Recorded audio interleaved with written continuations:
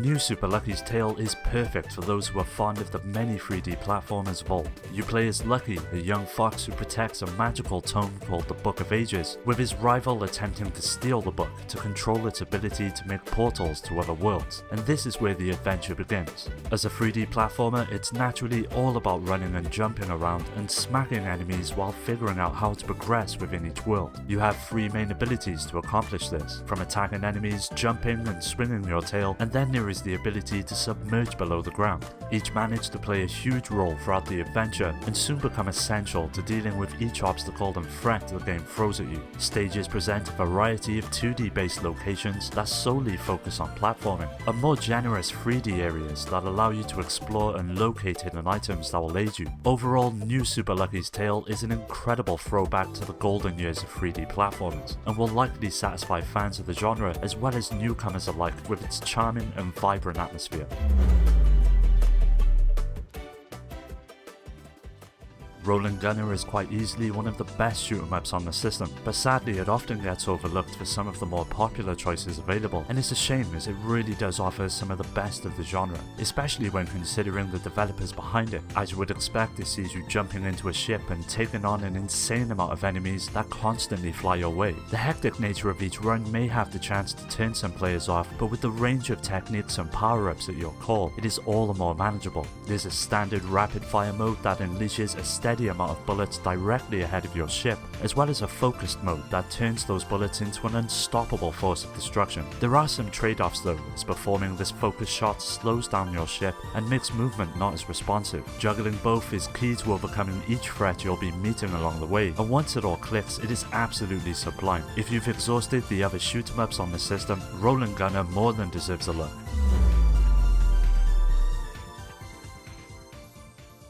Velocity 2X puts players into the role of Kai Tana. She is the pilot of a ship that has the ability to warp on the fly, and this is the central mechanic in which the game revolves around. It's essentially a shooter with several puzzles littered throughout the adventure, but the constant shift between mechanics, whether it's throwing bombs or warping around the screen, to the sections that see Kai running on foot and taking out enemies in style. All of the movements that Kai and her jet are capable of are intended to be chained together. Warping, for example, is initiated by positioning a reticle at a point somewhere beyond the ship or Kai, and once you have it locked in, the player instantaneously teleports to that spot, but linking it with a slide makes it even more flexible. As you continue to experiment with how to link these maneuvers together, new strategies will slowly form and allow you to take on each situation with confidence. If you missed out on this one when it first released, it is well worth picking it up and giving it a go.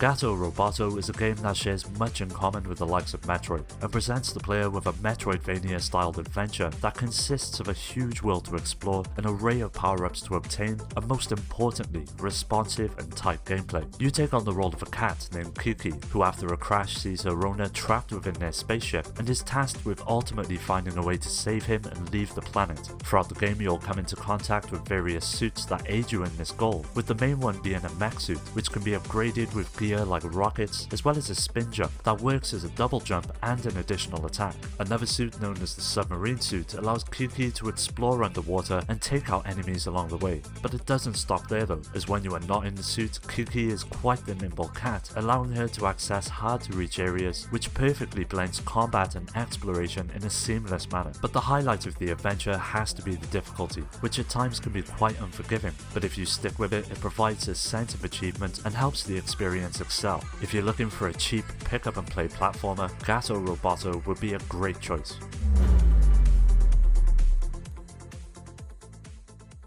Just Shaping Beats is one of those games that is so easy to overlook, mainly due to its simplistic nature and concept that at first can seem quite passable, but that is its main strength. It's essentially a rhythm game that requires you to navigate through the various obstacles created by some incredible music. It has the potential to get quite chaotic with some of the more difficult levels you'll be encountering, but it never gets to the point of sheer frustration, and I think that has a lot to do with the atmosphere that the well-produced music creates. The game is comprised of several modes, with the story offering the real meat and potatoes of the experience, but there is also casual and challenge mode that offer a nice amount of replay value once you've made your way through the main attraction. With both local and online multiplayer included as well, it all adds up to one of the best rhythm games available on the system.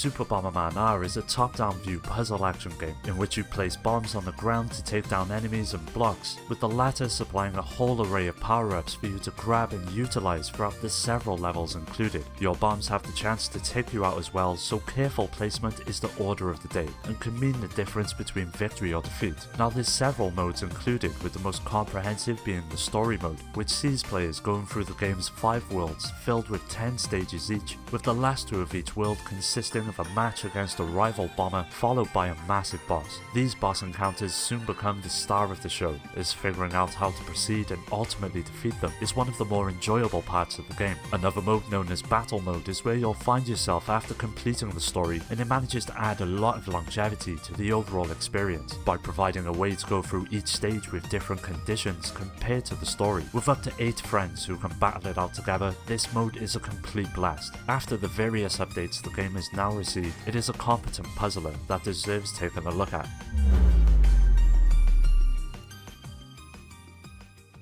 Heave-Ho is quite possibly one of the greatest multiplayer games available on the Switch. The simple and colourful visuals will manage to draw you in, but it's the expertly crafted gameplay premise that will make you stay. You take control of strange creatures that consist of only a head and 2 arms. You have complete control over each arm, which corresponds with the analog stick, with each shoulder button controlling one of 2 hands that allow you to grab onto objects. It's a simple premise which makes it incredibly accessible for the whole family to enjoy. Working together is key, and a huge emphasis upon momentum is at the centre of how to succeed. There's a nice amount of levels included, as well as several minigames that pop up throughout each run, which allow you to earn coins and unlock cosmetic changes for your characters, which add a real charm to the overall presentation of the game. If you're looking for a chaotic and oftentimes hilarious multiplayer experience, Heave-Ho is more than up to the task.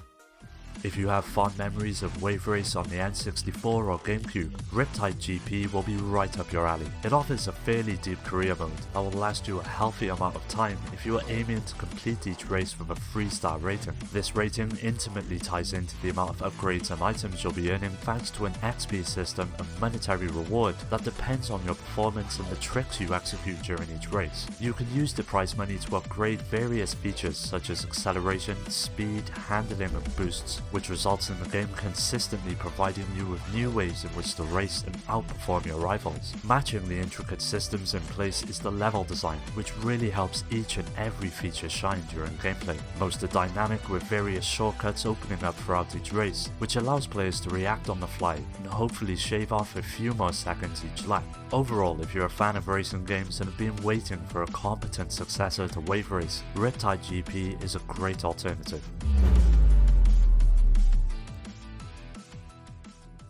Fury is a game that embodies the very meaning of the word, and presents an incredible experience that will no doubt have you wanting to throw your controller at the screen. But what makes it stand out is the way in which it's structured. Every encounter is essentially a boss battle, which is strung together with narrative-focused exploration that conveys the game's surprisingly engaging story. When it comes to gameplay, each battle turns into a rush of trying to figure out the enemy's attack patterns, and to ultimately take advantage of the various techniques at your disposal. You are armed with a samurai sword and a blaster, but also possess an incredible level of agility, which hugely comes into play when encountering enemies. What makes it unique is the complete lack of cheap shots though. If you suck at Fury, it is not the game's fault. It encourages the player to experiment and get to grips with the mechanics in place, and once that has been achieved, it becomes an unforgettable adventure.